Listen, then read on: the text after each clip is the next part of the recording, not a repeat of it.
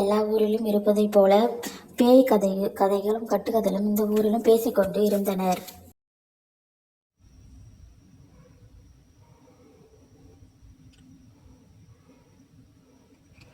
அண்ணே, இந்த பேய் பிசாசு எல்லாம் இருக்கா?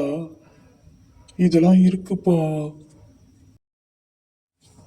நேர்ல பார்த்த மாதிரி சொல்றீங்க. எனக்கு 18 வயசு இருக்கும்போது நான் அந்த ஆவியை பார்த்தேன்.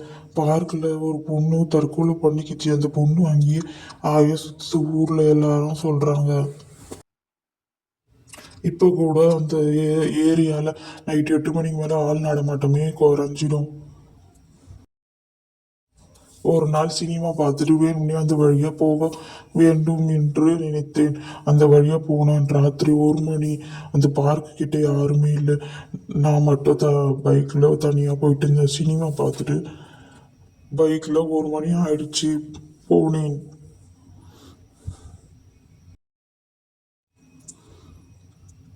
பார்த்த முதல் நாளே, உன்னை பார்த்த முதல் நாளே, காட்சி பிழை போலே.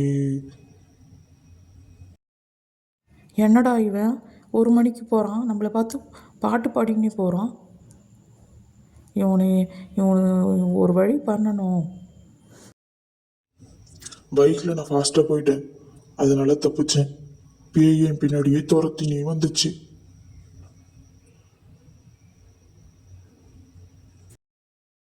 Subscribe for more videos.